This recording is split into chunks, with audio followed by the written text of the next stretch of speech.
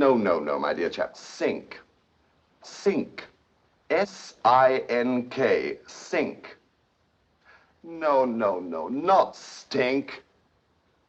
Yes, well, now that you mention it, it does. Stink. Look here, what I'm trying to tell you is it won't drain. Yes, that's it. And I've got 50 people popping over for cocktails. Have you ever tried to get hold of a plumber in London on a Sunday afternoon? I've called dozens of them, and the blighters are either at the films or walking in the park. Hang it all, if plumbing is going to make a go of it in this country, the plumbers jolly well better get into the spirit of the thing. Well, there's just the ghost of a chance. One chap half promised to be over, but that's more than an hour ago, so there you are. But look here, I can't just call up 50 guests. I can't call up such people as the Honorable Betty Cream and tell her my sink's out of order. Just a moment. Congratulate me, old man. Here's the plumber now. So long.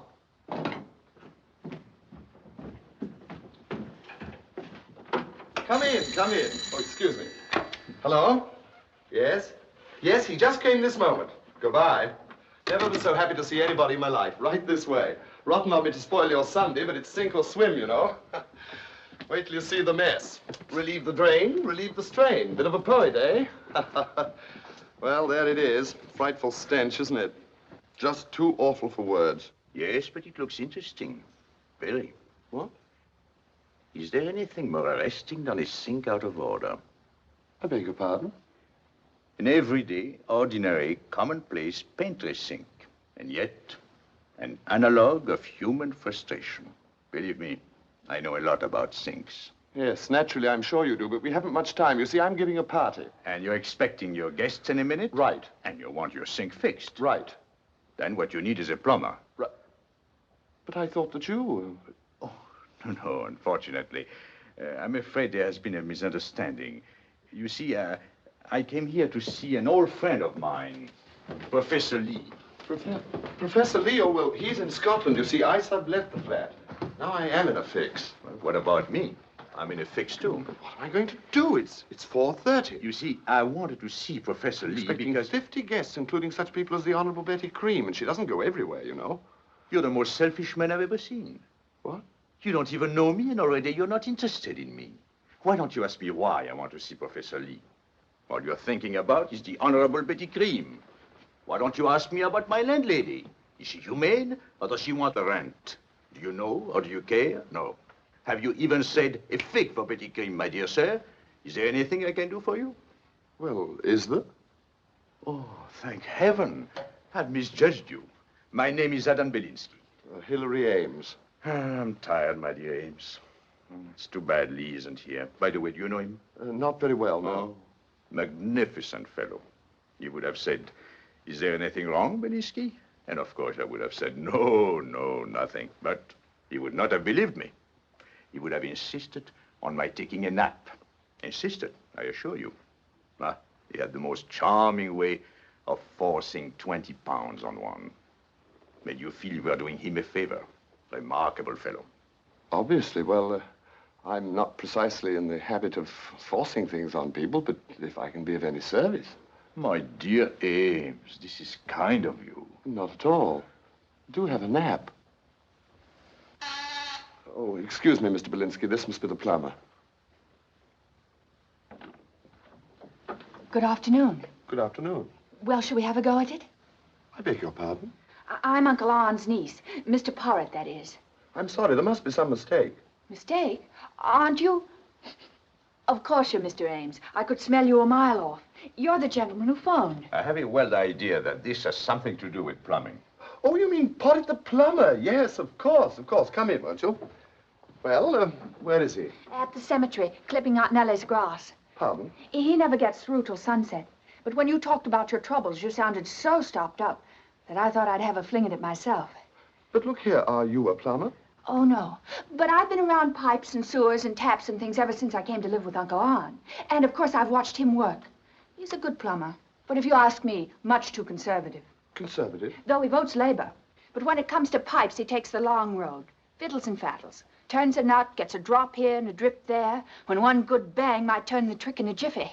Yes, and might smash the pipe to smithereens. But on the other hand, it mightn't. And when you're up against time, you have to chance it. Why don't you let me have a whack at it? Oh, no, you don't. My dear Ames, where's the gypsy in you? Where's your sense of adventure? Are you the type of man who puts on his pants before he answers the telephone? What if the thing does go wrong? Let's assume the whole place gets flooded and there is no party. You save your liquor. Is that bad? But if this girl succeeds... Please, sir, do let me. By Jove, I'll do it. Yes, I'll do it. Come on. Relieve the drain, relieve the strain, eh?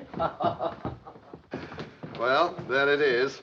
My fate's in your hands. My. What a congestion. It's more stopped up than you sounded. I never thought it'd be as good as this.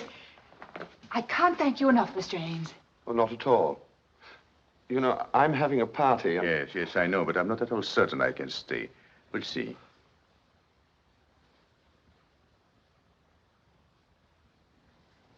You see, she's not dressed for plumbing. But what woman is? Well, here we go.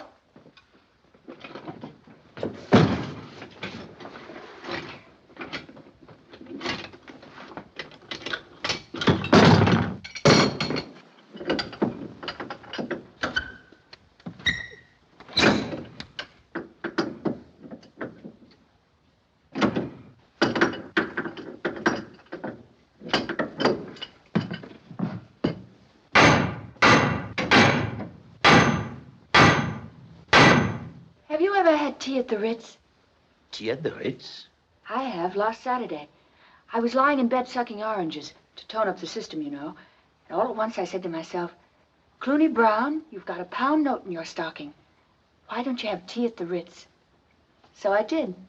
That's the way things come over me. Was it a good tea? Oh, it wasn't the tea, but to hear them say, this way, miss, please, miss, crumpets, miss, and holding my chair for me, you'd never have thought I was out of place. That's very interesting. You don't seem to be inhibited. Try to be more specific. What made you think you were out of place? Oh, I didn't think I was. It's Uncle Arn. He's always telling me, Cluny Brown, you don't know your place. Think of your place. Cluny Brown, you ought to learn your place. Look here, this is no time for light conversation. What does Uncle Arn think your place is? He didn't say. Because he doesn't know. I say it's 10 to 5. Nobody can tell you where your place is. Where's my place? Where's anybody's place? I'll tell you where it is. Wherever you're happy, that's your place. And happiness is a matter of purely personal adjustment to your environment. You're the sole judge. In Hyde Park, for instance, some people like to feed nuts to the squirrels. But if it makes you happy to feed squirrels to the nuts, who am I to say nuts to the squirrels? Do you mind saying that all over again? In Hyde Park, for Look, instance. I beg you.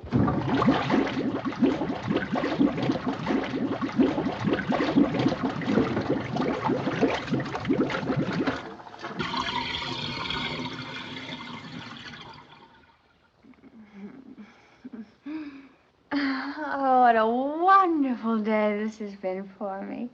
My first sink and my first cocktail. A martini cocktail with an olive. Thank you. You've been so understanding. Have some more. Should she? Definitely. Oh, yes, thank you.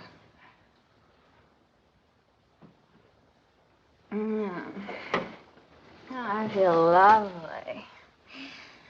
I can't quite describe it. I feel chirrupy. Chirrupy? I don't ever recall feeling chirrupy. I'm afraid you never will, my dear Ames. There isn't a chirrup in you. Isn't it funny? Now I feel entirely different. I know what it is. I know.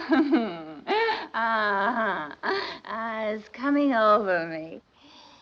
That Persian cat feeling. Meow. Meow. What's a Persian cat feeling?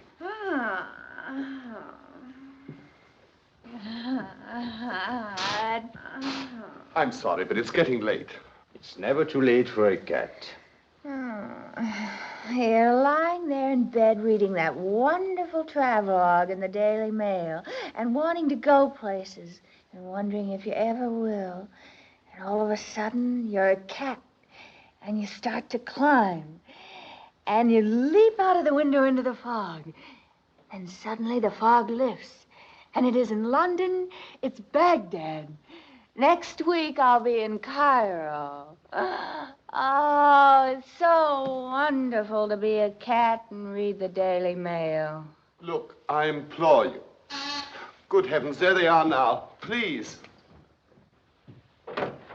Yes? I'm there.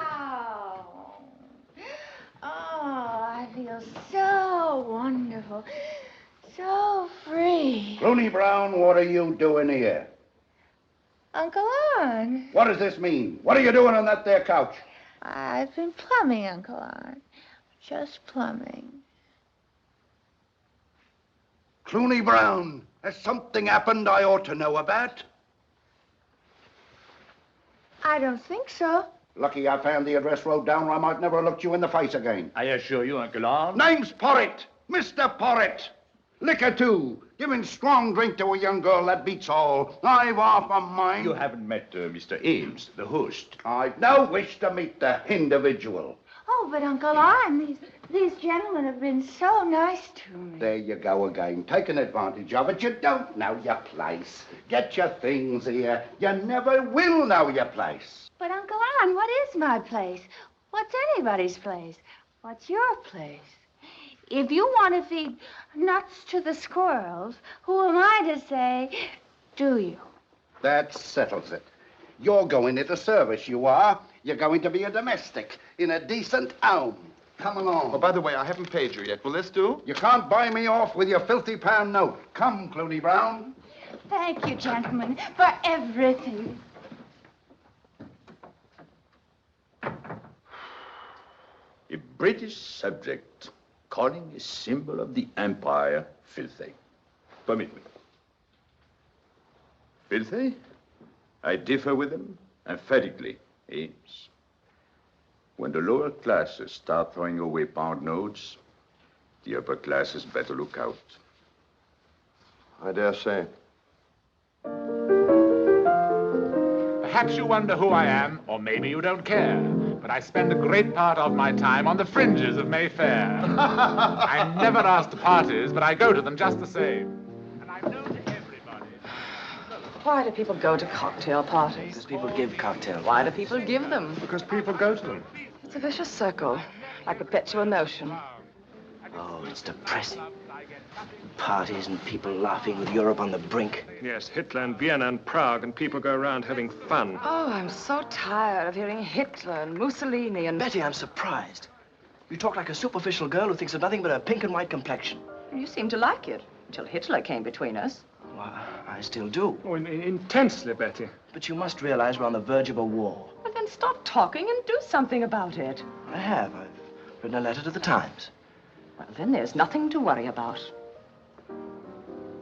Are you having a good time, Miss Green? Marvelous, thank you.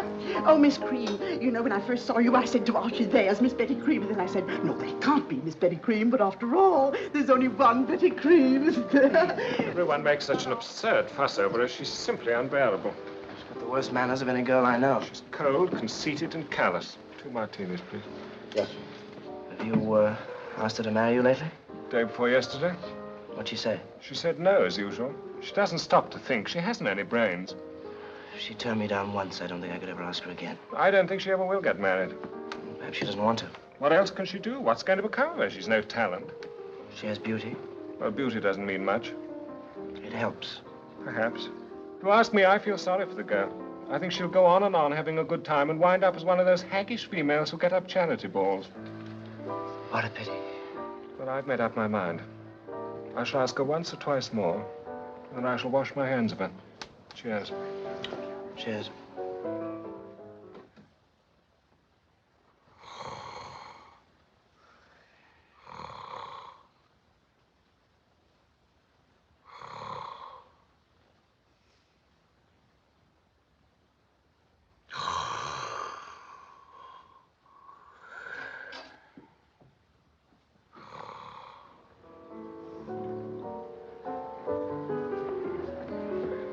I found something interesting. A man. The place is full of men. But this one's in bed. Come and have a look.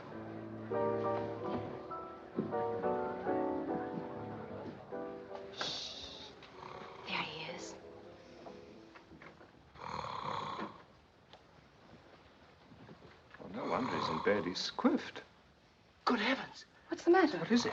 It's Belinsky. Not Adam Belinsky. Yes, Adam Belinsky. Is he a gangster? Don't be an idiot, Betty. He's a Czech. He's a great man. He's famous. Well, whatever for? He's a writer, professor at Prague. One of Hitler's worst enemies. That's why the Nazis are after him. He's probably just one jump ahead of them now. I wonder how he got to London. The underground, no doubt. What a man. He looks exactly like his pictures. Better, in fact. Nobler. Much nobler. More serene.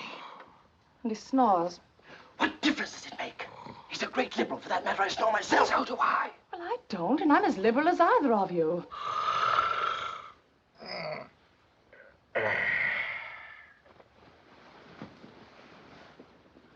Hello. Hello? We know who you are. You can trust us. I'm Andrew Carmel. I'm John Fruin. How do you do? I'm Elizabeth Cream. I know. You are honorable, and you don't go everywhere. We don't mean to pry, but you are in trouble. Aren't you, Professor?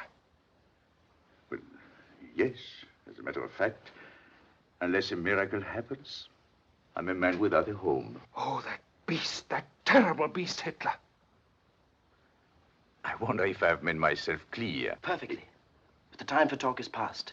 We must do something. Yes, what can we do about him? Gentlemen, I'm afraid you are a little confused. Oh, yes, we know we are. There's so much muddled thinking. That's why we're glad you're here. Oh, put us straight, will you, Professor? I have an idea. Let's scram out of here.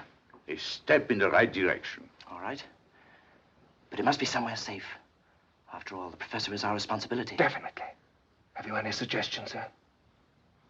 Well, I should say the Ritz is a good, safe place. Splendid. Let's go.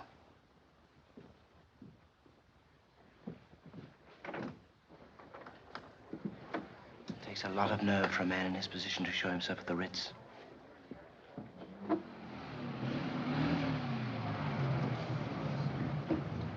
Well, thanks for a delightful evening. Thank you, Professor. Oh, it's been a privilege. You must come to tea with Andrew and Fruin one day soon. Thank you, Miss Cream. Thank you all. Good night. Good night. Oh, Professor. Professor, are you safe here? Are the people in this house trustworthy? Tell me, who lives here? Who lives here? People who have to. Professor, I beg your pardon for bringing this up again, but since you have honored us with your confidence... Since you have... Professor, we both feel that the 20 pounds you were gracious enough to accept is most inadequate. Most. Would you reconsider and take 50? We'd feel much better about it. Oh, much better. My dear friends, I beg of you. I need 20 pounds, and you were good enough to lend me 20 pounds. And that's all. We don't want to seem rude, Professor, but 50 pounds... Well, we frankly don't see how you can accept less. You mustn't press me any further. I insist. We understand perfectly, Professor. Perfectly. However, should the occasion arise when I need 30 additional pounds, you will give it to me and nobody else. Is that a promise? My word of honor. Oh, we appreciate this. Good night. Good night. Great man. Really a great man.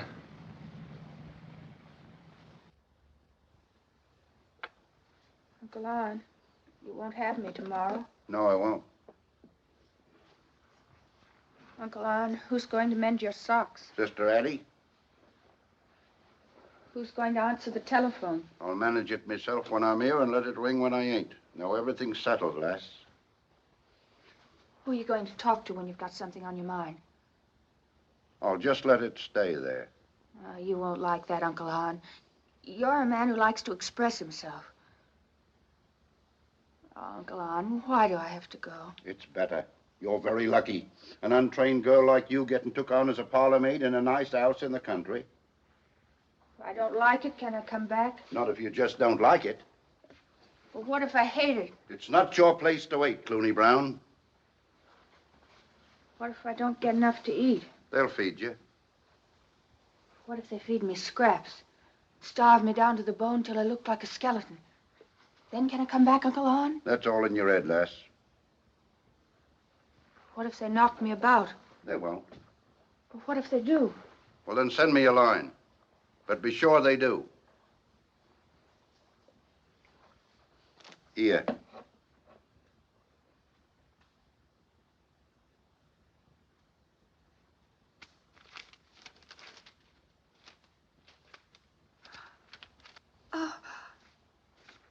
Uncle Art, it's so nice of you to give me this. It'll remind me of home. I'll think of you ever so often. Now, you keep your mind on your work. Now, be a good lass and hurry up.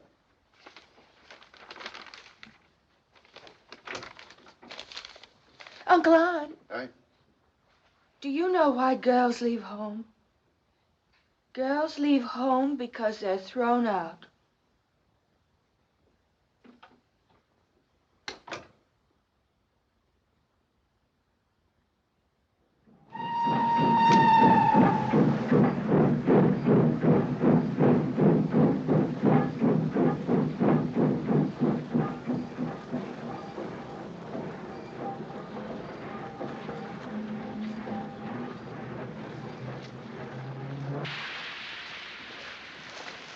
Everything all right, Herbert? Yes, sir. Good.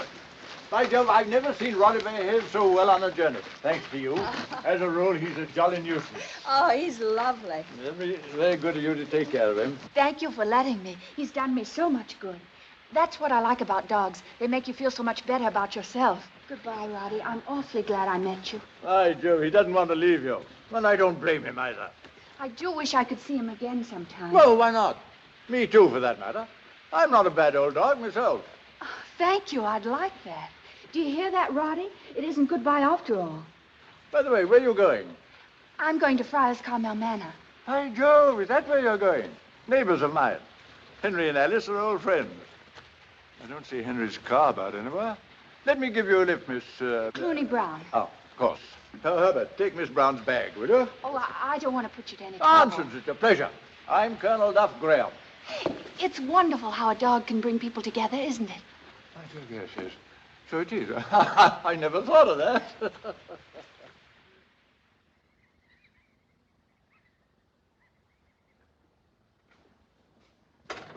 Wonder what it'd soothe old Puffy. Well, you might tell him about the gardens. Flowers are so restful. Why, Andrew. Hello, Mother. Father? Well, I say I'm awfully sorry to burst in on you like this, but it's very important. That's why I came down myself instead of telephoning. You see, I've asked a guest. Well, that's nothing to get excited about. Naturally, any friend of yours is welcome. I know, Mother, but this is a special case.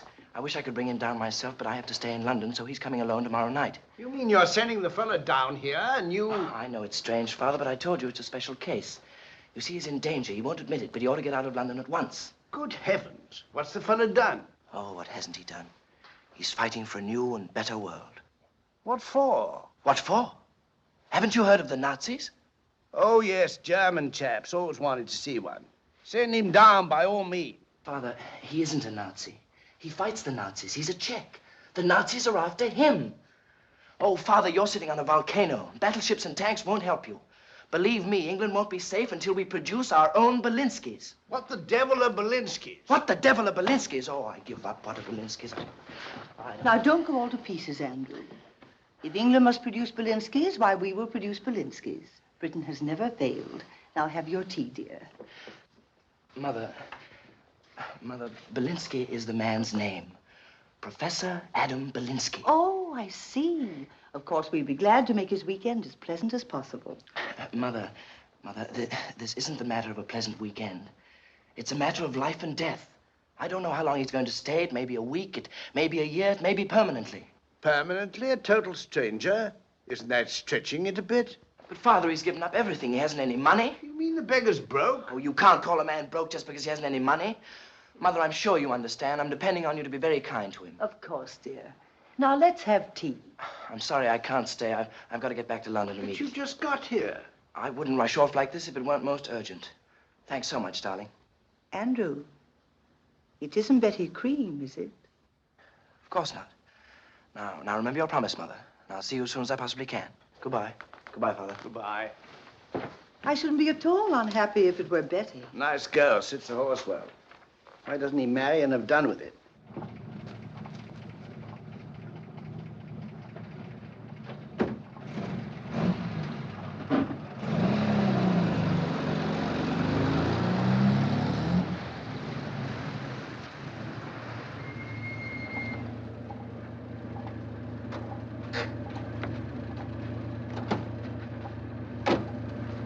Hi, Cyril. Colonel Duff Graham, milady. Alice, my dear, how are you? Oh, Charles, how nice. Henry, old boy, by Jove, how fit you look. Well, well, Charles. Look whom I brought you. Roddy could hardly keep his paws off her, eh, Miss Brown?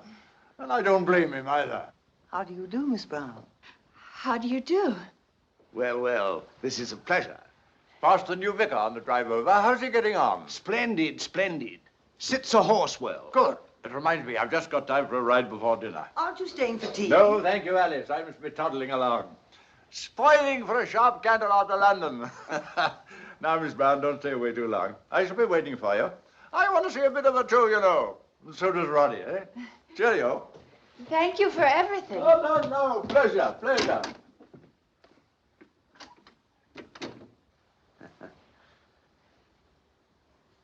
Won't you sit down, Miss Brown? Shall I? Certainly. Please. Have some tea.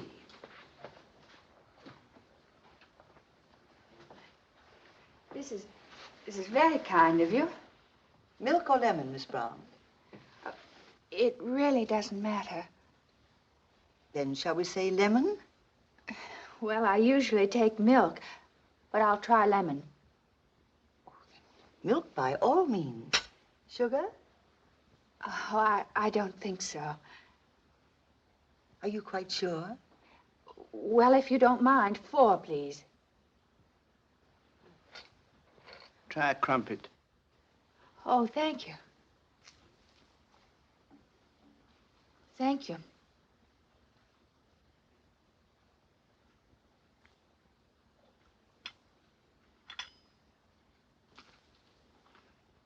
You know, I didn't think it'd be anything like this. You've both been so kind, and it's so lovely here. I've never seen such beautiful flowers in my life. It's just like a park. Hear that, Alice? She works in it from morning till night. It's her empire. Maybe someday you'll let me help you in the garden. Of course, my dear. I'm so glad you like my flowers. You're so much nicer than I thought. In fact, I didn't think you'd be nice at all. To think I was afraid you might starve me. Instead, here I am having tea with milk and 4 lumps and crumpets. May I have another? Good heavens, have them all. Oh, thanks. I'm not that hungry, but I appreciate the offer. You won't be sorry having me here. I'm going to do everything to please you, I promise you. Even some extra things. How's your plumbing? Plumbing? There's nothing wrong with our plumbing, is there, Alice? I almost wish one of your pipes leaked. I could fix it. You mean to tell me young girls go in for plumbing nowadays? It's great fun, and it does everybody so much good. By George, when I was a young man, we never even discussed plumbing. As a matter of fact, we didn't have any. Tell me, Miss Brown. Everybody calls me Cluny. Tell me, I suppose you've known Colonel Duff Graham a long time. Oh, no, we just met on the train. But I feel as if I've known him ever so long. I'm going to have a puppy. You're going to have what? A puppy from the Colonel. Jupiter. He says it's the first time he's ever given one of Roddy's away. I hope you won't mind. I promise I won't let it interfere with my work. Your work? Yes, work. I'm Cluny Brown. Miss Postgate sent me. Didn't you expect me? I'm the parlor maid. Oh, you're the new maid, I see. Oh. You thought I was somebody else, didn't you? I'm sorry. Have I done something wrong? No. If anyone's been wrong, it's us. Nobody's done anything wrong. We've enjoyed seeing you, and we hope you'll be happy here and stay a long time. Thank you.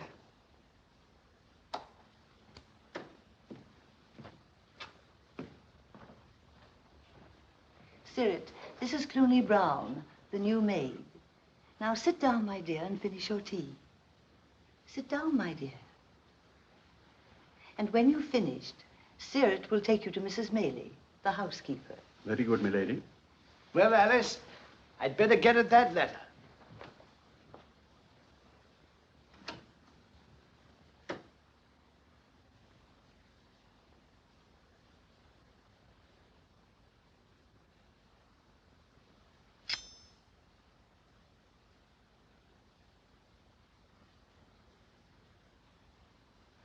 They're so nice, aren't they?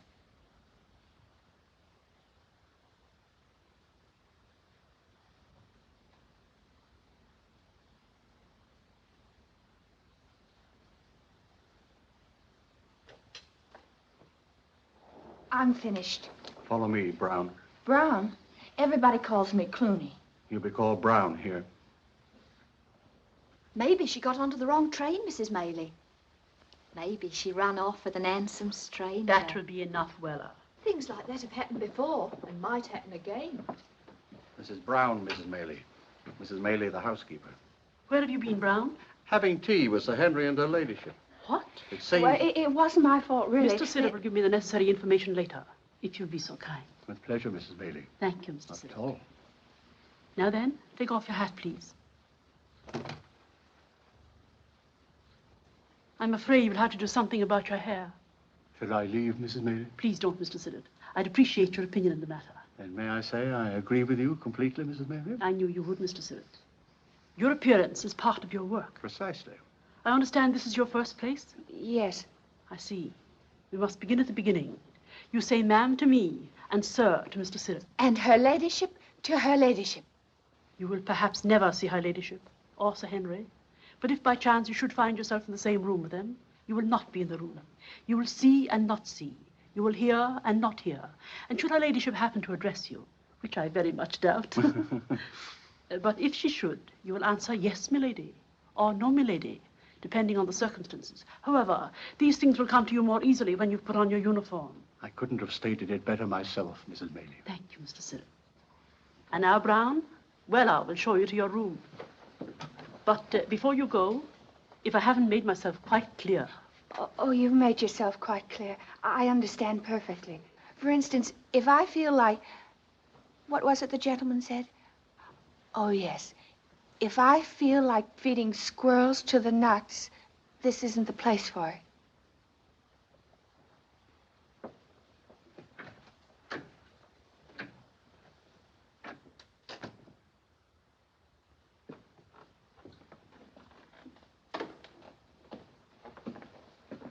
The professor will be down immediately. I say, Cyril, what's the fellow's name again? It is hard to remember. So many foreigners do have foreign names, don't they? May I make a suggestion, sir? Go ahead. Think of the fur, Kolinsky. Oh, Kolinsky. And now, substitute B for Ko. Bielinski for Kolinsky, and you have it, sir. I remember that. What's the name of that fur again? Professor Belinsky. Ah, Professor, how nice to see you. You're very kind, Lady Carmel. How do you do, sir? How do you do? Have a glass of sherry, old man. Professor, you're most welcome here for as long as you care to stay. How very hospitable you are.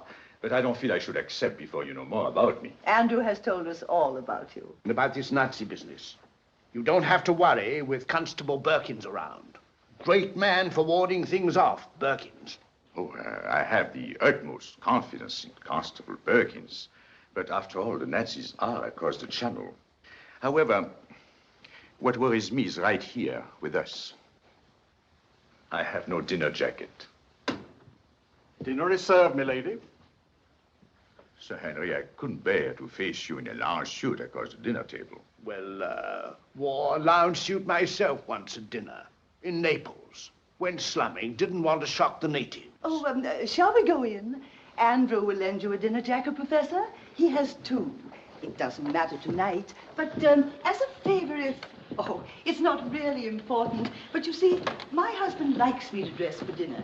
But if you didn't dress, he couldn't. And if he couldn't, then of course I wouldn't. How simple and charming you make everything.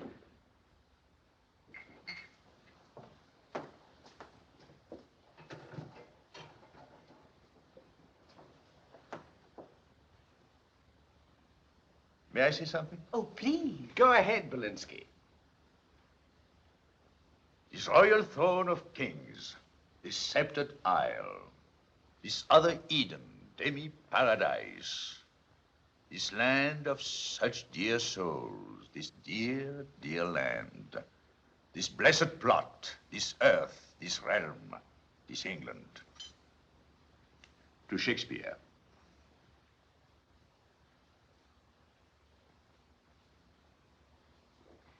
how well you speak English, Professor. Rolls right out of him. English is the universal tongue. That's what I call clear thinking. As a young man, my dear parents sent me on a tour around the world. I left speaking English, came back speaking English, never spoke a word of anything else the whole time. English is my husband's hobby. Yes, my husband enjoyed traveling. You know I didn't, darling. I went to St. Petersburg and saw the Tsar. I went to Constantinople and saw the Sultan. And when I got home, I took a good look at the first London bobby I saw and thanked my stars. If a man has a home, he should stick to it. Now, I'm a natural cosmopolitan. If one never gets out of one's own country, one becomes quite pot-bound. Personally, I should like to spend several months abroad.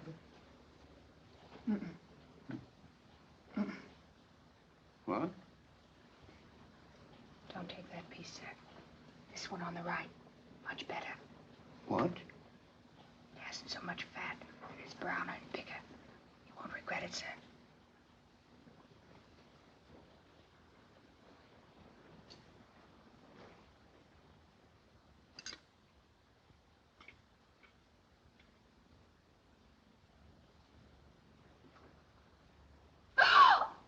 Nuts to the squirrels!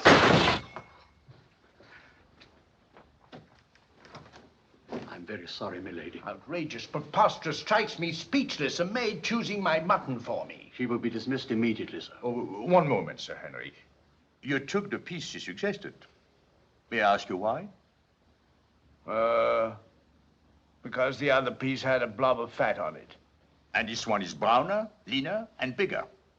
And you liked it better. And hang it all, it's just not done. What a pity. It should have been done long ago. Does it occur to you that for generations, the lords of Carmel have probably eaten the wrong piece of mutton? That's a very interesting way of looking at it. Besides, it's so difficult to get domestics to come to the country nowadays. Well, she needn't have dropped the platter and insulted my friend. What was it she said to you? I remember very well, sir. It was, if I may take the liberty of repeating it, nuts to the squirrels. Doesn't make sense. No, it doesn't. It should be squirrels to the nuts. But I have an open mind.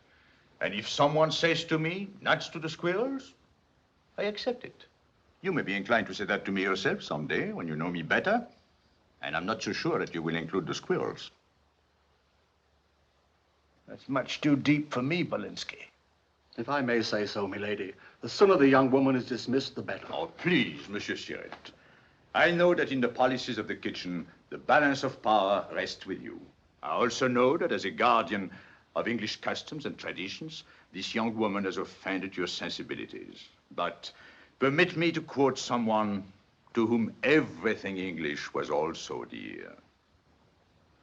The quality of mercy is not strained. It droppeth as a gentle rain from heaven. To Shakespeare.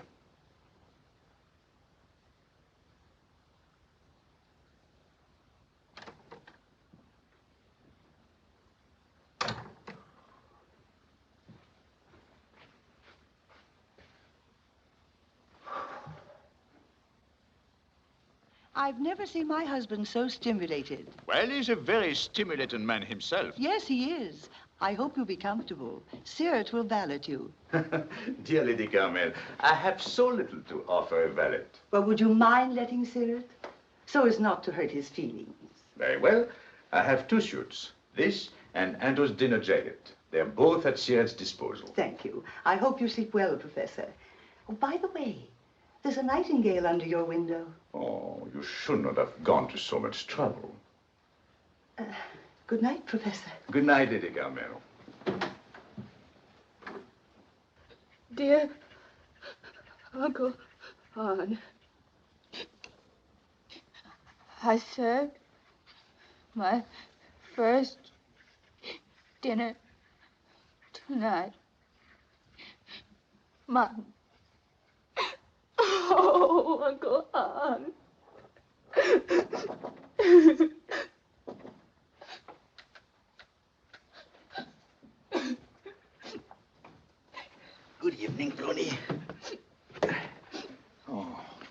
I'm so sorry I upset you.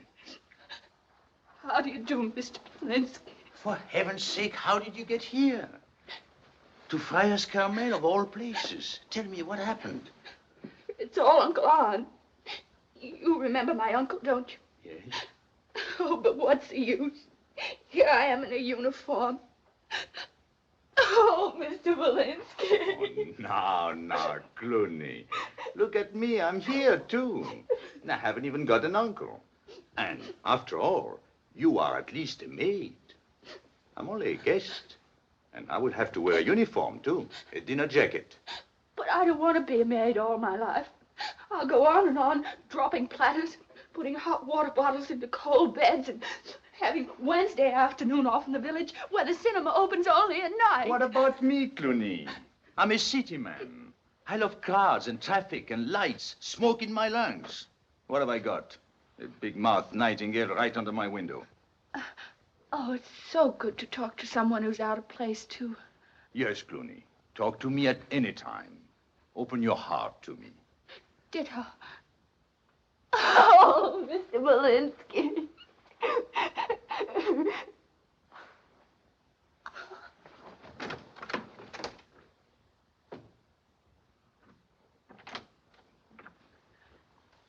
Please forgive me, Mr. Belinsky. I don't know what came over me. It isn't as if you were my type. Believe me, you aren't. I'm sure I'm not. I understand perfectly. You were just happy to find a friend here, and so am I. We must go on being friends. And as we're not our types, that should be easy. You know, we're like two people on a desert island, waiting for a ship to rescue us. That's right, Cluny, but, you know how it is in a desert island. You wait and wait, and then you don't wait anymore. Cluny Brown, let's admit it. We're in danger. Today, we're not our types, but as time passes, we might not look so bad to each other. If we are at Friars Carmel long enough, who knows? You might even find me tolerable, and I might find you the most beautiful creature in the whole county. It's not much of a county, but that's all we'll have. Oh, no, that must never happen, Mr. Belinsky. You must never become a victim of my circumstances, and if you should ever seem romantic to me, don't hesitate. Just kick me. Yes, let's kick each other. It's a pact.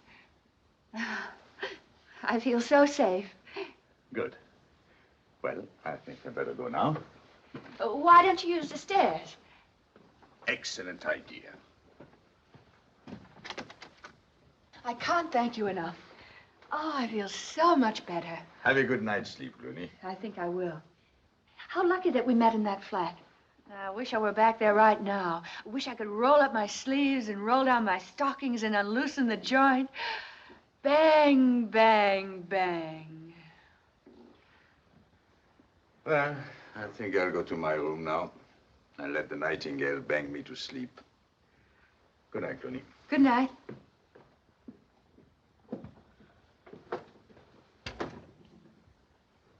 Well, Mrs. Maley? I agree with you, Mr. Siddott. But then, it's so difficult to get girls to come to the country. What do you expect? A maid without references, and a foreigner who isn't even in the diplomatic service.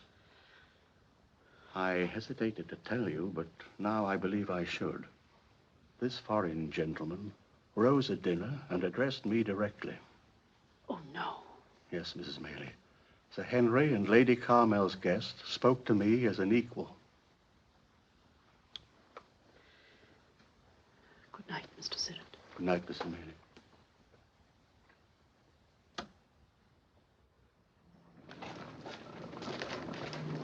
Good afternoon, Constable. My water. Afternoon, Bergie. Oh, Mr. Fetlock. Cluny! Oh, hello, Mr. Belinsky. Just look at you. Violets on your shoulders, roses in your cheeks, and a garden on your head. What's the occasion? Don't you know? It's your birthday. No. It isn't my birthday, is it? Oh, Mr. Belinsky, don't you know what day this is? I've lost count. It's Wednesday. Is it?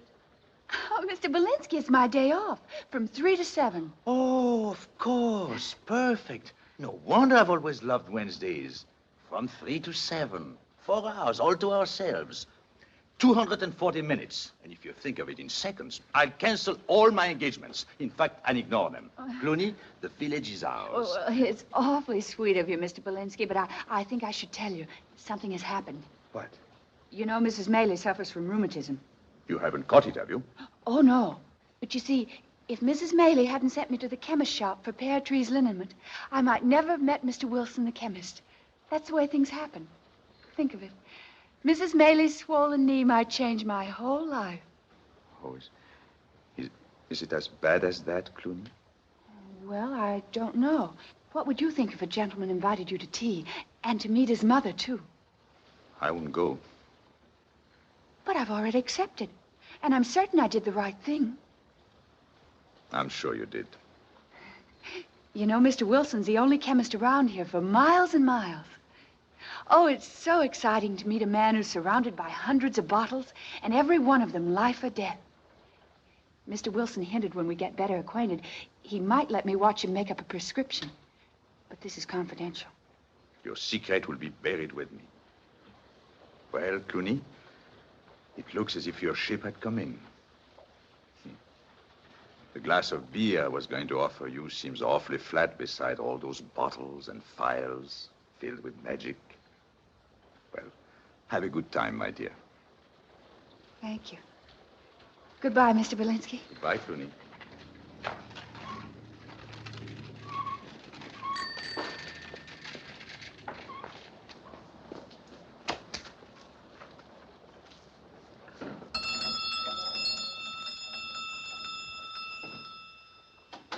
Now, let us repeat it once again, Mrs. Watkins.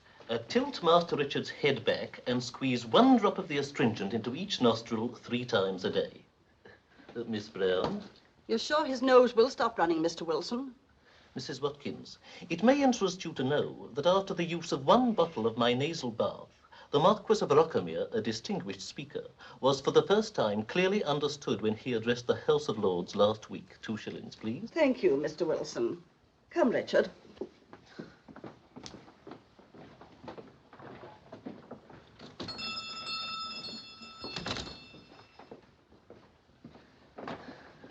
Good afternoon, Miss Brown. Good afternoon, Mr. Wilson.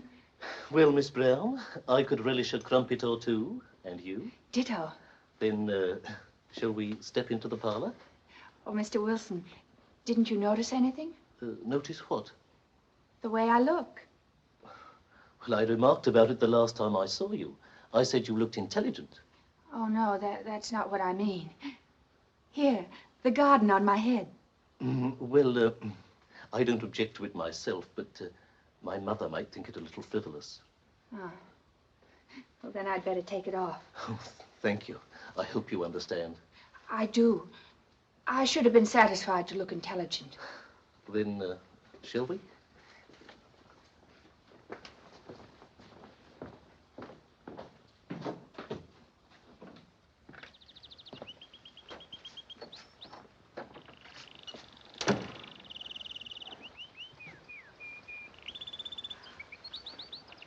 Oh, what an elegant room.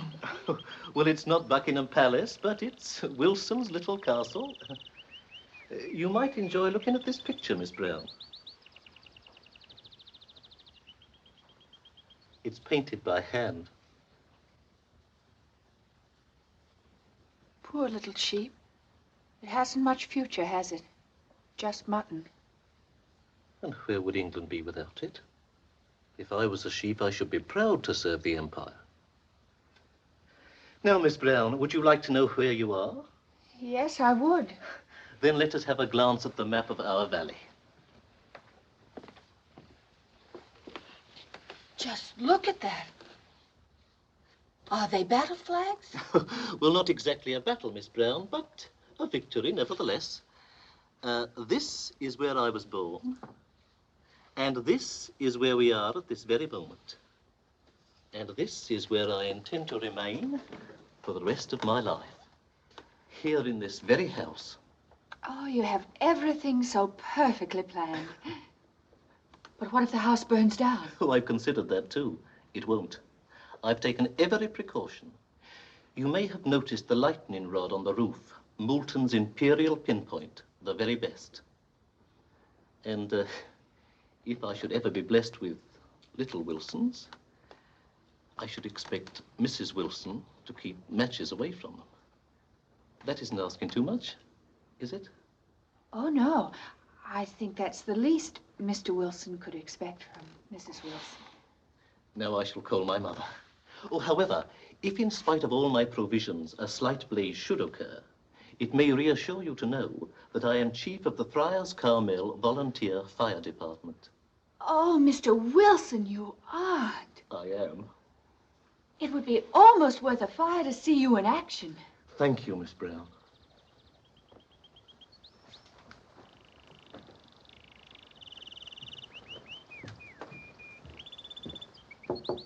Mother? Mother?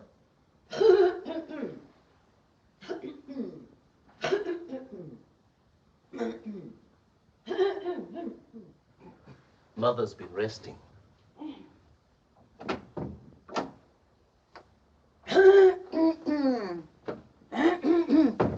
Mother, I want you to meet our guest.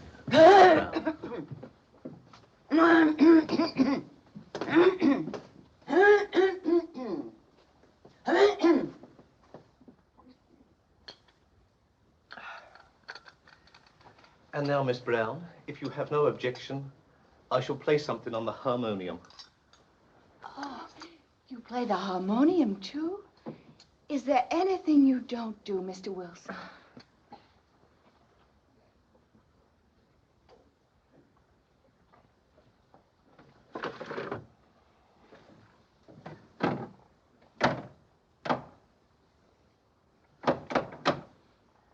You have your choice. Sweet Alice, Ben Bolt, or Flow Gently, Sweet Afton.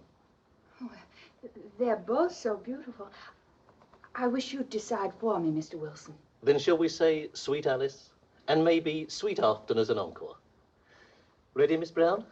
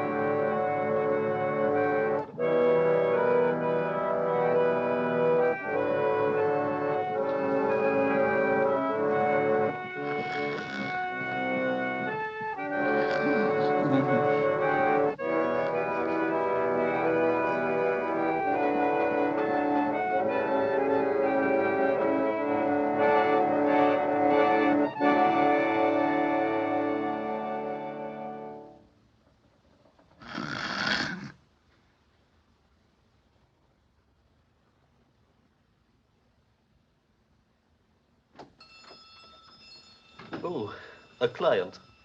I'm awfully glad you finished the song before the bell rang. I should have finished it in any case. You think I'm going out to attend to the client at once, don't you? Well, aren't you? No. No, indeed. It is the privilege of a successful establishment to keep the client on edge. He's so grateful when you do arrive. I'm glad you're so responsive to music, Miss Brown. When you were playing, it did something to me. I saw you in your fireman's hat, climbing up a steep ladder and saving a child. It was all so beautiful and brave. Thank you, Miss Brown. Oh, I remember now. I have a client, haven't I? Excuse me.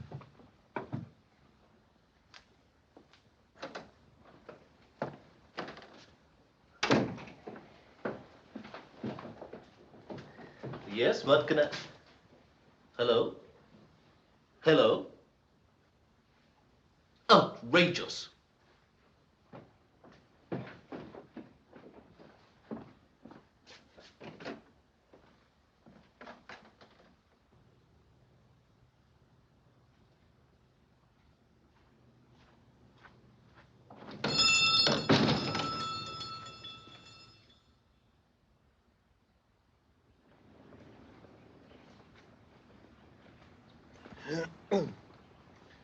Mother's taken a great liking to you.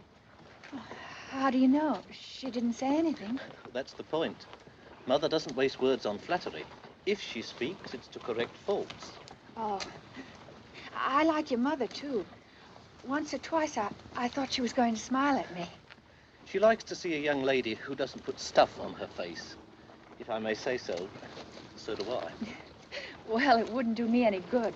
I tried it, but I look worse. They all look worse, only they haven't the sense to know it. Oh, it's Mr. Belinsky. Hello, Mr. Belinsky. Hello, Cluny Brown. Mr. Belinsky, this is Mr. Wilson, the chemist. How do you do? How do you do? Mr. Belinsky's staying at Friars Carmel. Oh, a friend or relative of Mrs. Maley or Mr. Sirrett, I suppose.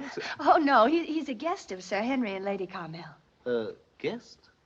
I understand Mr. Wilson's surprise. A guest is not ordinarily aware of the existence of a maid. That's what troubled you, Mr. Wilson, wasn't it? Exactly, sir. We understand each other, don't we, Mr. Wilson? Oh, thank you, sir. Well, you see, we at Friars Carmel do not consider Miss Brown merely as a maid. No, we are very proud of our Cluny and interested in her welfare. And above all, in her friends. Naturally, I understand, sir. Oh, 7 o'clock, Miss Brown. Yes, how time flies. Yes, it does. But we must learn to fly with it. You're going to be a bit late.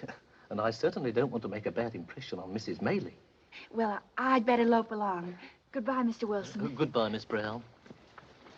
Thanks for a wonderful afternoon in sweet Alice Ben Bolt. A very worthy young lady. I'd like a word with you, Mr. Wilson. I'm at your disposal, sir. Mr. Wilson, I presume that you have weighed your intentions toward Miss Brown as carefully as you weigh the contents of a pill. I assure you, sir, I am not the sort of man who would invite a young lady for tea, merely to while away an afternoon. Well, I must admit I was worried about Cluny, but you have relieved my fears. Mr. Wilson, you couldn't have prescribed a better sedative than yourself. Oh, thank you, sir. Not at all. Good night, Mr. Wilson. Good night, sir. Oh, Mr. Wilson. Yes, sir. You don't drink, do you? Oh, no, sir. Good.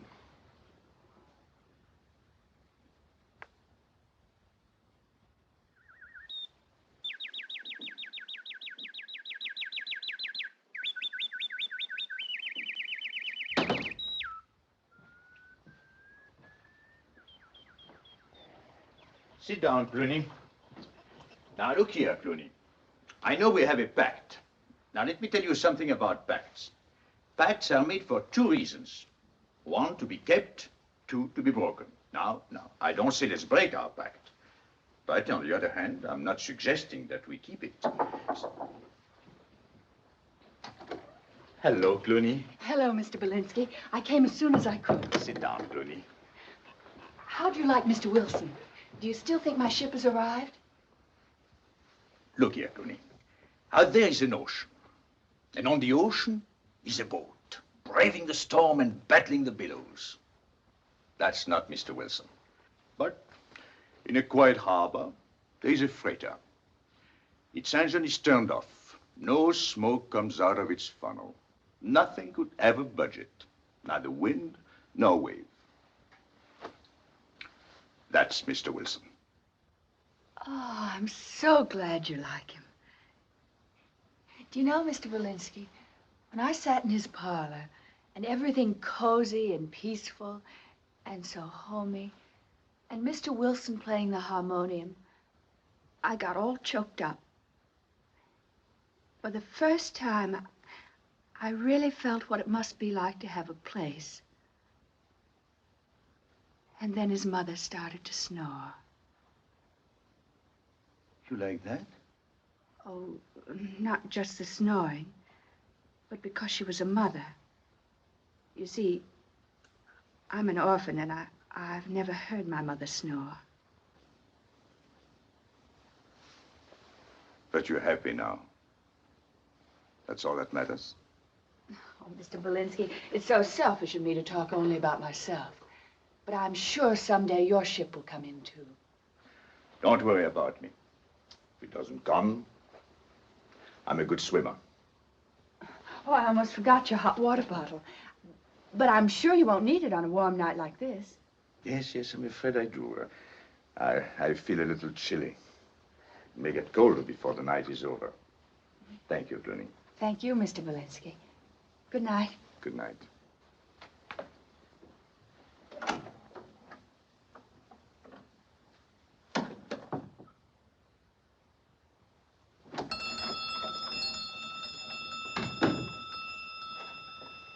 Yes? Outrageous!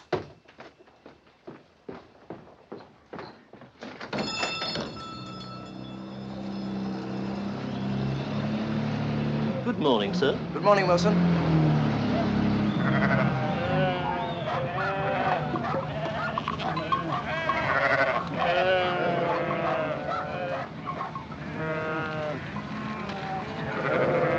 Well! Professor Belinsky, Andrew! what are you doing here? Just clearing the streets for your arrival.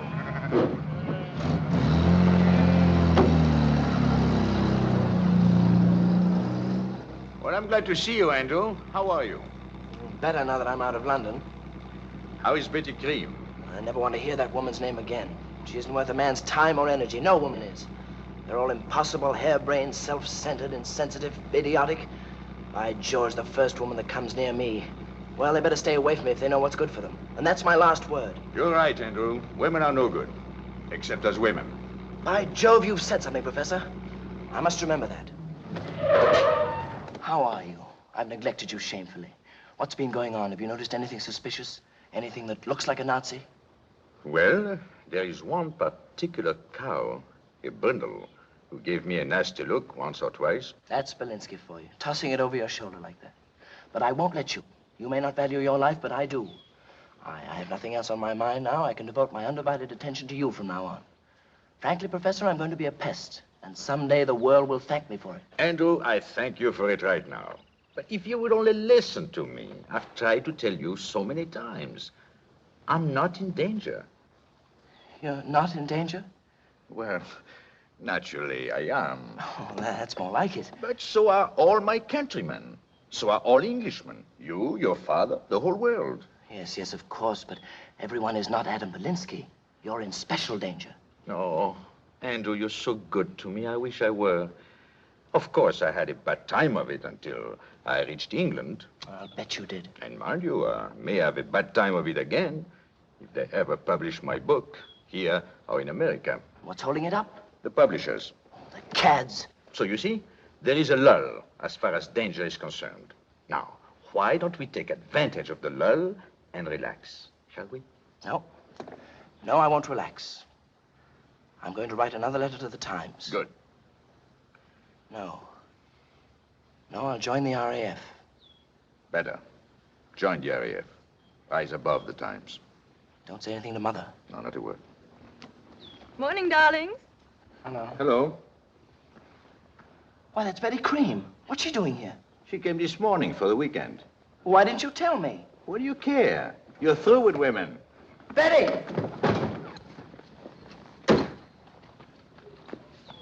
Hello, darling. Why did you come here? Your mother invited me. Why did you accept? Well, I didn't want to refuse. That doesn't make sense. Doesn't it? Did you know you were coming here when I saw you last night? Well, of course. Why didn't you tell me? Well, you didn't ask me. How was I to know you'd have the nerve to come down here after the row we had? Did we have a row? I don't remember. Oh, this is too much. We had a row that all London is talking about, the kind of a row that London won't forget for a long time. But what's a row to you? Nothing. You haven't even the decency to acknowledge that we had one. Oh, I don't want to hurt you, darling. If we ever have a row again, do tell me we're having one, so we may have a long, long chat about it afterward. Oh, rot. See you later, darling. Come on, darling. Come on.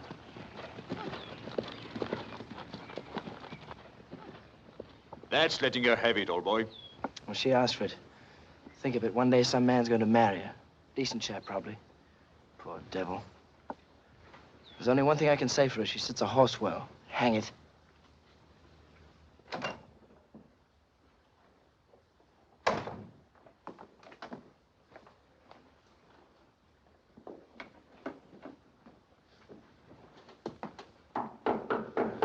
Yes? How much did I lose at backgammon this morning? £3.6, wasn't it? I think so. Here it is. £1, £1.10, £2, £3. 1, 2, 3, 4, 5, 6. Nice fellow, this Andrew. Oh, I see. You came to tell me all about Andrew. No, I came to talk to you about Cluny Brown. Cluny Brown? I suppose you never even noticed her. Ought I? Let me ask you something. Who do you think unpacked your 3 suitcases, 2 hat boxes, 1 overnight case? Who put away your golf bag, your tennis rackets? Elves? Gnomes? Midgets? I see. Cluny Brown. Well, as a matter of fact, I was just about to ring for her to help me off with my boots. Oh, I'll do it. As I remember, this Cluny is a sweet little thing. A bit talkative. Did she say anything about me? Oh, I'm sure she did, Professor. But then she talked about everything. Miss Green, you have the most charming way of tossing bouquets, just as if they were bricks. I like you.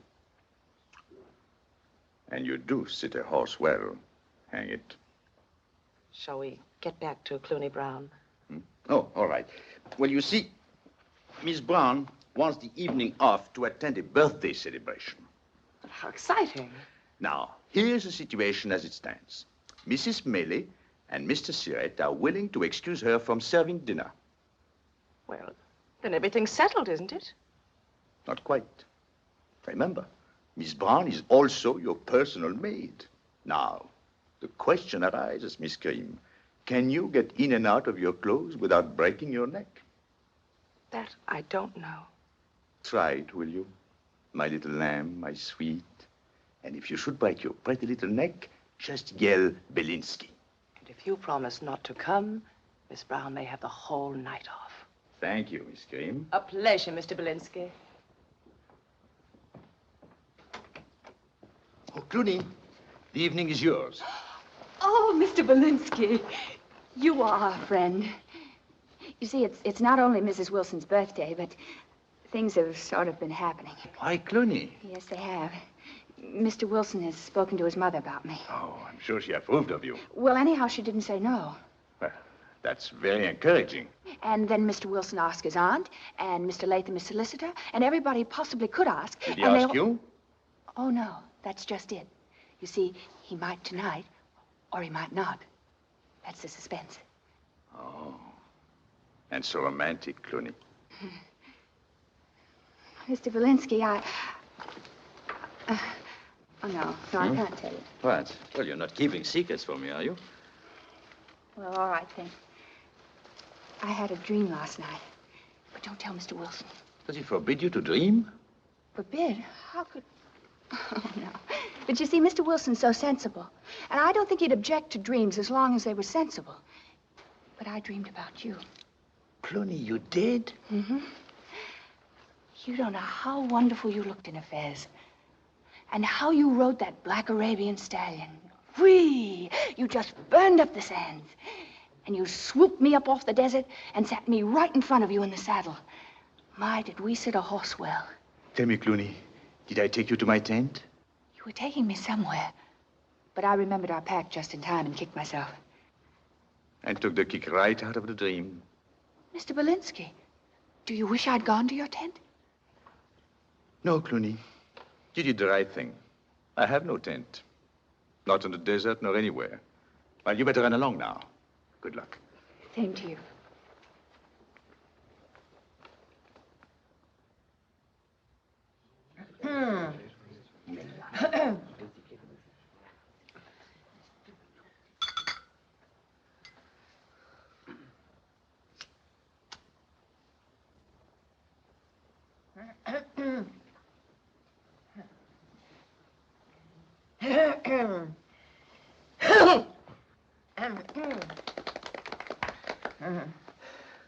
Mother, friends, as the Romans so aptly put it, tempora mutanta.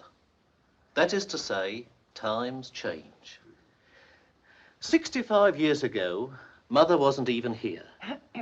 And today she has been here 65 years. Tempora certainly do mutanta. Thank you. But before we examine those 65 well-spent years, let me thank you all who came to celebrate this joyous occasion. You, Mr. Snaffle, Mrs. Snaffle, Miss Snaffle, Mr. Tupham, Mrs. Tupham, and Mr. Latham. Perhaps you noticed that I am guilty of an omission. But when you hear later what I have to say, or better, to announce, concerning a young lady not too far away, I am sure you will agree that sometimes an omission is an admission. I didn't do it. It's the plumbing. I just turned on the tap.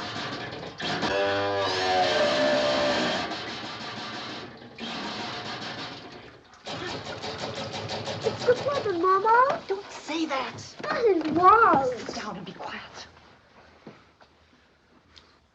Let's go on. 65 years.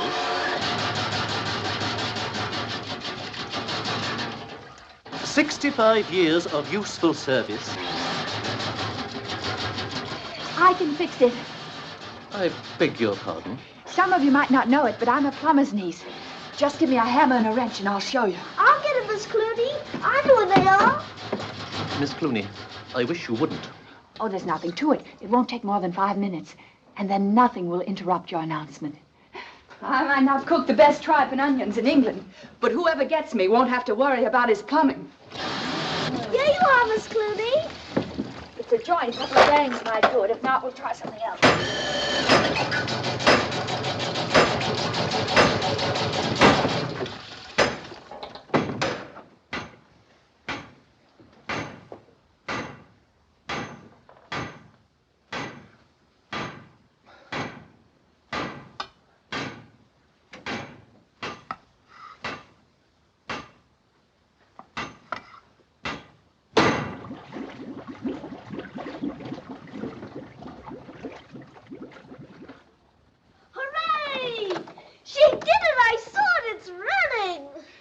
That's my birthday gift to your mother, Mr. Wilson.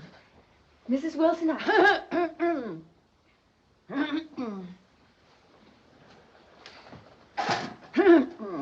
Good night, Mrs. Wilson. Good night. Good night, Mrs. Wilson.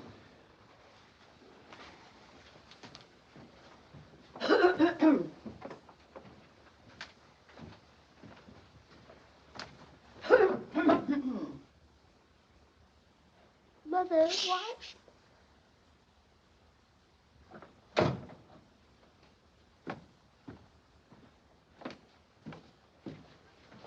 What's the matter?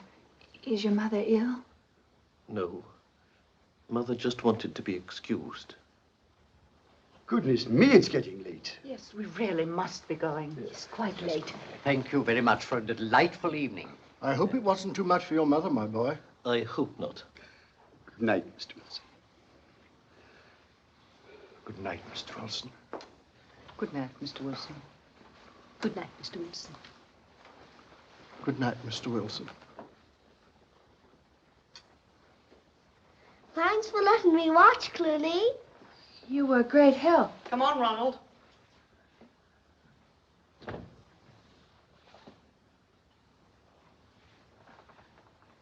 Did I do something wrong? I wish I hadn't seen what I saw. But I was only trying to help.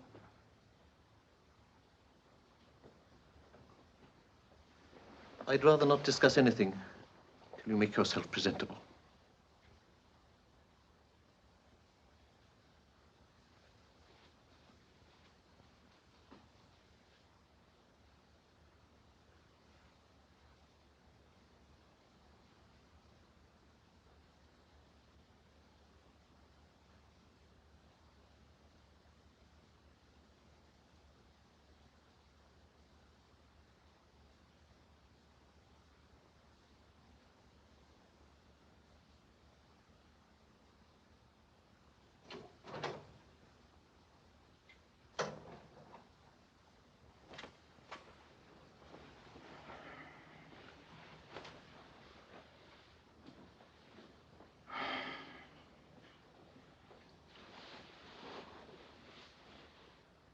What does one do with a woman like you?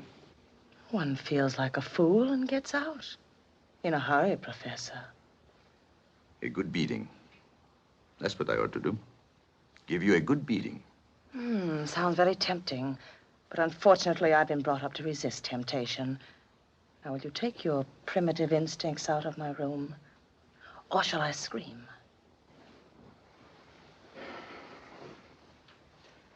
Why are you so vicious to my friend Andrew? Oh, I see. This time you came to talk about Andrew. And I thought it was a personal call.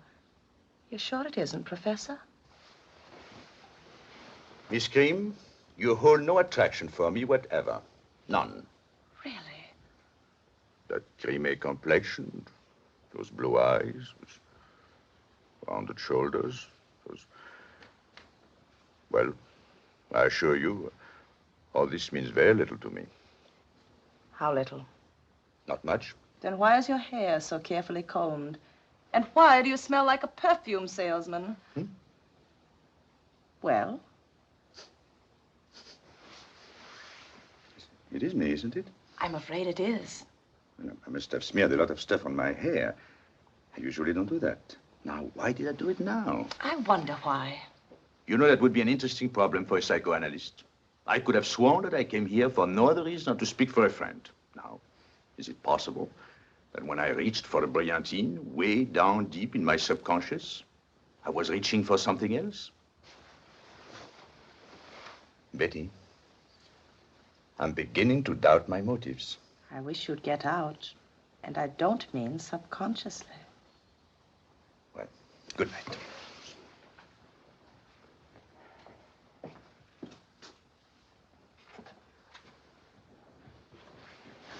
Betty, why are you so nasty to Andrew? I'll scream. Why should you, Betty?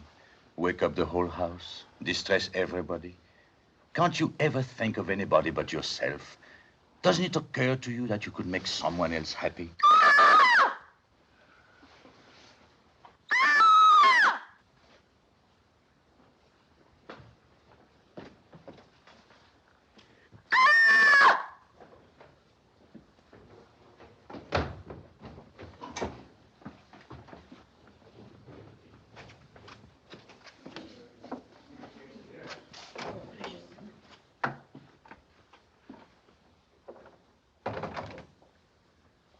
What's happened?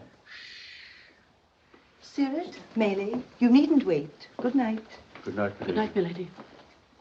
I want to know what happened. Well, I'm sorry. I was looking for the bathroom, and I mistook the door. And what are you doing with those books? Yes, what am I doing with these books?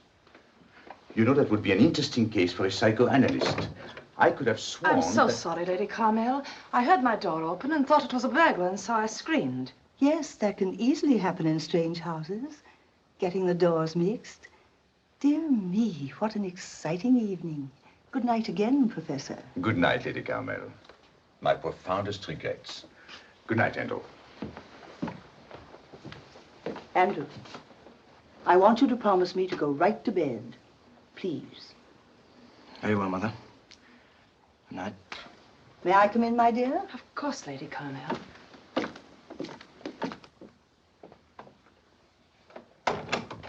Get back into bed, Elizabeth. Yes, Lady Carmel.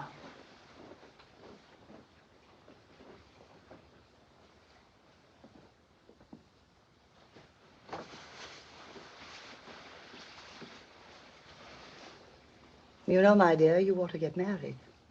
Do you think so, Lady Carmel? Quite definitely, my dear. Yes, Lady Carmel. You going to marry Andrew? Yes, Lady Carmel. Then I think you should tell him so, because he's getting quite nervous. I'll tell him tomorrow. Thank you, Elizabeth. Now go to sleep. And tomorrow we'll have a long talk, especially about the gardens, because they're all planned 3 years ahead. Yes, Lady Carmel. Good night, dear. Good night.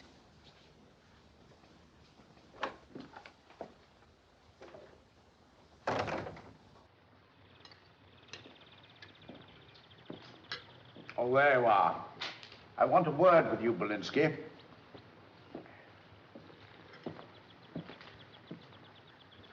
Sit down, have some breakfast. I don't feel like breakfast today. Sit down anyhow. I want to talk to you, man to man. You seen Andrew this morning? No. You're in for a surprise. He'll bowl you over. Really? Polinsky, he's not a boy anymore. Two-fisted man, overnight. Scared the wind out of me. You're the kindest people in the world. Did you know who did it? That fellow you're running away from. What fellow? You know that fellow, what's his name, Hitler. Good heavens. What else happened last night? Was war declared? No. But Andrew thinks it will be. That's why he barged into my room this morning and said, I'm joining the RAF. And don't make a fuss, I made up my mind. Never talked to me like that before. Oh, the RAF. Well, I think I'll have some breakfast. I say, this talk about war is all poppycock, isn't it? Oh, Sir Henry. I know Hitler. Oh, yes, he's written a book, hasn't he? Yes. Big success, isn't it? Very big.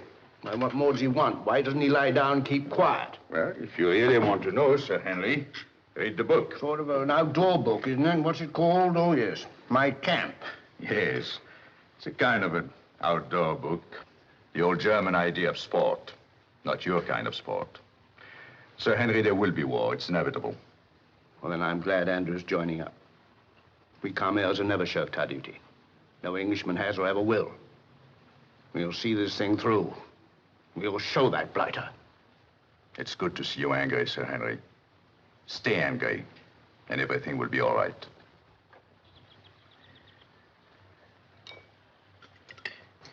Henry, have you ever seen such roses? Good morning, Professor. Good morning, Lady Carmel. Good morning, Miss Cream. Good morning, Professor Belinsky. Morning, Otto. Morning. Oh, Professor, you've heard the good news about Betty and Andrew, haven't you? You may congratulate us if you like. We're going to be married. Imagine all this going on last night, Adam, and we slept through it all like a couple of babes. I wish you all happiness. You're both very lucky. Thank you, Professor. Well, I'm glad this happened while I'm still here. Lady Carmel, I was going to look for you. I'm leaving. What? Who's leaving? I am, Sir Henry. I know it's rather sudden, but I must get back to London. It's most urgent. But you're coming back right away, aren't you, Adam? Well, I wish I could, Sir But you Henry. are coming back. Now, Henry, we must leave that to the Professor. We're very sorry to see you go. So am I, Lady Carmel. But hang it all. Took me quite some time to learn to say Belinsky. And now that I can say it... No, Adam, this is beastly selfish of you. Oh, Professor, I want a word with you. Please, Andrew. No, you're right, Andrew. Give him a good dressing down. Tell him what's what. I intend to, Father. Professor?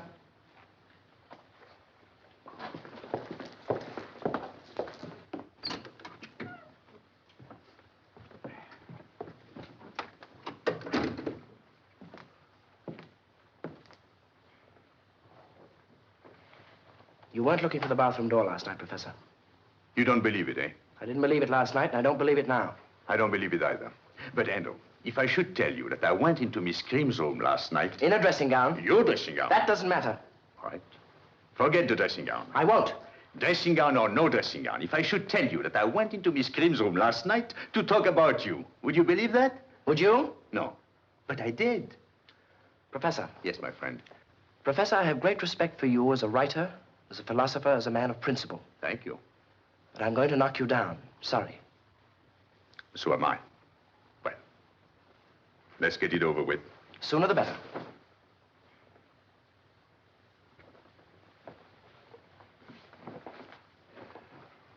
Just a moment.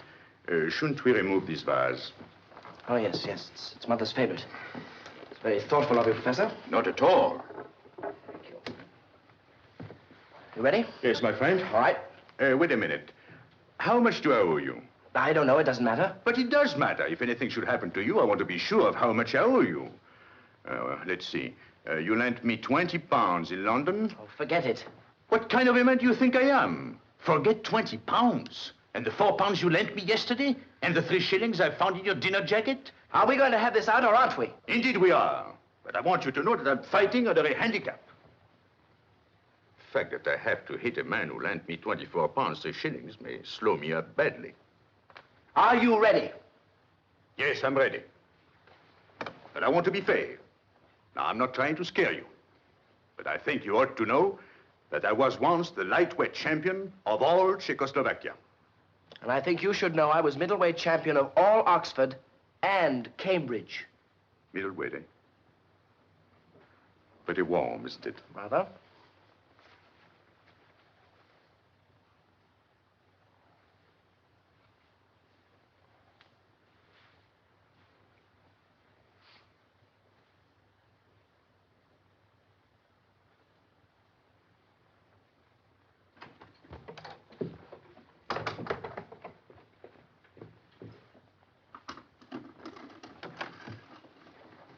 Andrew?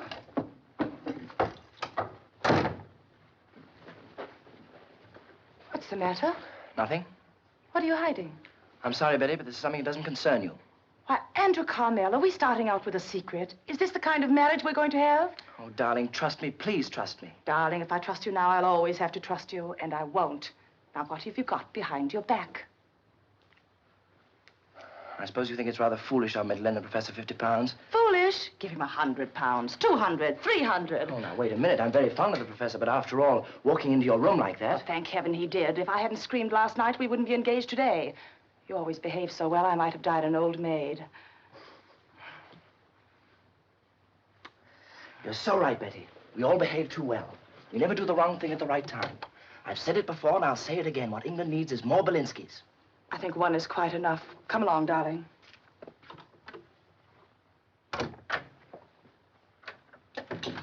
Brown feels worse. She said it's gone into her stomach now. She says if it was only a pain like you get after eating a whole plum pudding, she wouldn't mind. But she says it's more like swallowing a Monday morning. That's enough, Wella. Go upstairs and do the beds. Yes. Really, Brown never should have had last night off. She should have been dismissed long ago. Her handling of the china has been sinister. I will say, though, she's clean and willing enough. I don't mean to be harsh, Mrs. Maylie. I don't say she clipped the Cupid's wing on the punch bowl deliberately, but it's clipped, Mrs. Maylie. And what about the master's hunting trophies? I shall never forget the day she dusted the left eye out of Sir Henry's moose. No, Mrs. Maylie. He was not born with the instincts and talents of a second maid. You're so right, Mr. Sirrett. So right. One is born to things or one isn't. I remember when I was a little girl, I used to say to my dolly, "Did you ring, your ladyship? Shall I bring you tea, milady?" Mrs. Maylie, 15 years ago, when I saw you for the first time, you were removing the crumbs from Lady Carmel's bed with such earnestness, crumb by crumb. I knew instantly you had the spark. Thank you, Mr. Sirrett. Not at all, Mrs. Maylie. Good morning. Good morning, sir. Good morning, sir. Please forgive the intrusion. I have been to the village, done some shopping. I came to say goodbye. I'm leaving. Indeed, sir? I will miss you, Sirrett. And so will my one suit. Very much indeed. You know, you brought glamour into its sordid life. You creased and increased his self-respect. You gave it hope. Thank you, Monsieur Sirrett. Thank you, sir. Shall I pack your things, sir? Oh, that would be very kind. This is for you, Mrs. Maylie. Thank you. Thank you, sir. Where is Cluny? I have a little something for her. Brown's indisposed. Oh, nothing serious, I hope. Oh, no. I'm afraid the birthday party was a bit too much for her. Oh, I see. Don't you think she's a fortunate girl, sir? It isn't often a person in her place attracts a man like Mr. Wilson. Yes, indeed. A man like Mr. Wilson. Shall I call her? I'm sure it's all right. Oh, no, please. Don't, no. No, it's better like this. Will you be kind enough to give her this for me? And tell her, please, that I'm so happy her ship has come in. And that I wish her bon voyage with all my heart. Bon voyage. I'll tell her, sir. But should she ever feel unhappy, tell her just to close her eyes and say, squirrels to the nuts. You will remember that, Mrs. Mary, won't you? If she's ever unhappy, she's to close her eyes and say, nuts to the squirrels. Oh, no.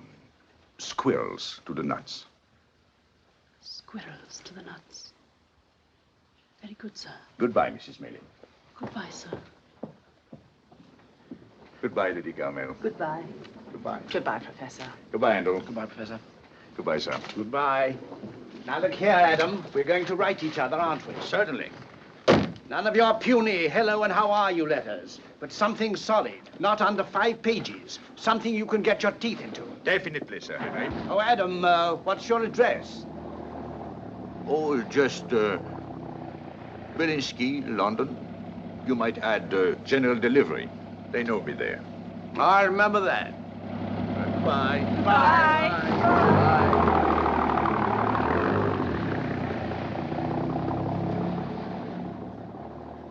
Good chap, that. Great man. General Delivery. So appreciative of everything. How he loved the nightingale under his window. Mr. Belinsky! Mr. Belinsky! Where's Mr. Belinsky? He's just gone. Oh, I didn't have a chance to say goodbye to him. Just look what he gave me. Black stockings, silk stockings. The feet are silk and so's the top. Mr. Belinsky! Mr. Belinsky!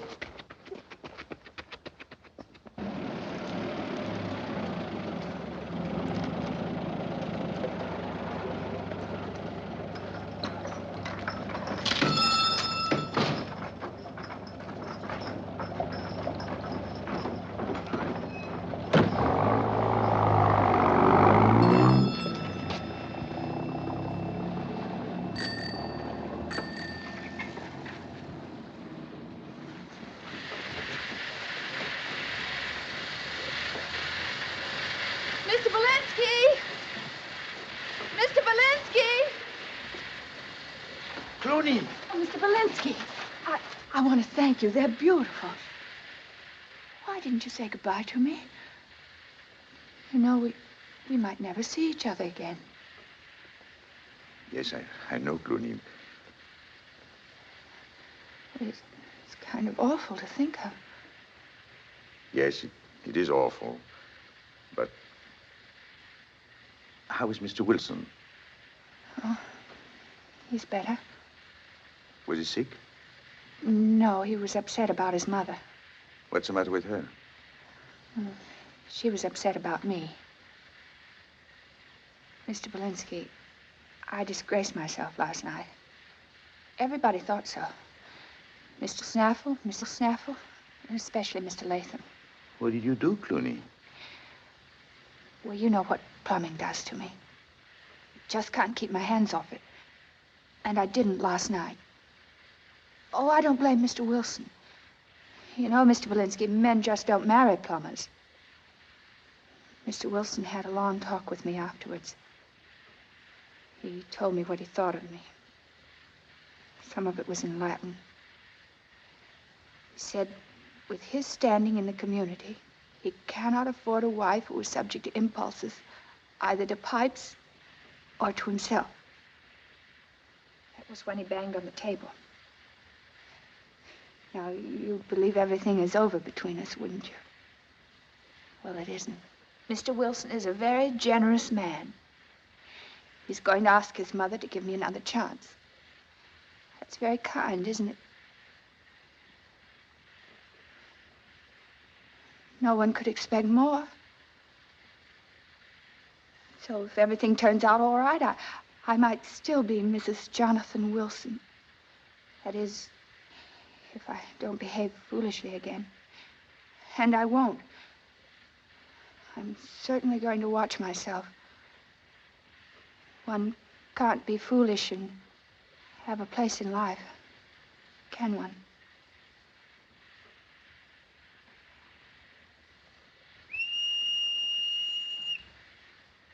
Get in. Get in.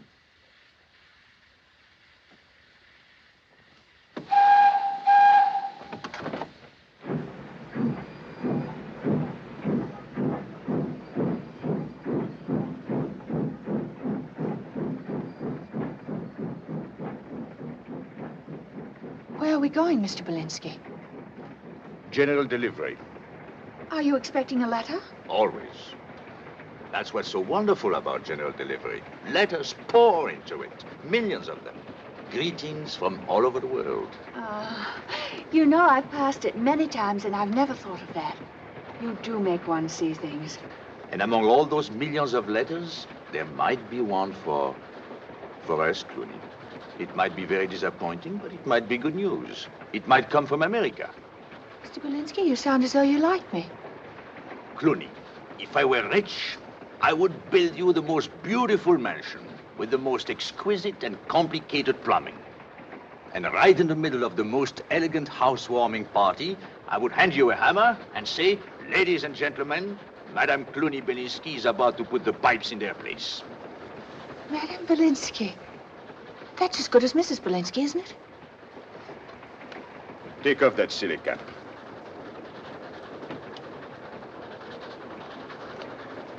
Take off that apron.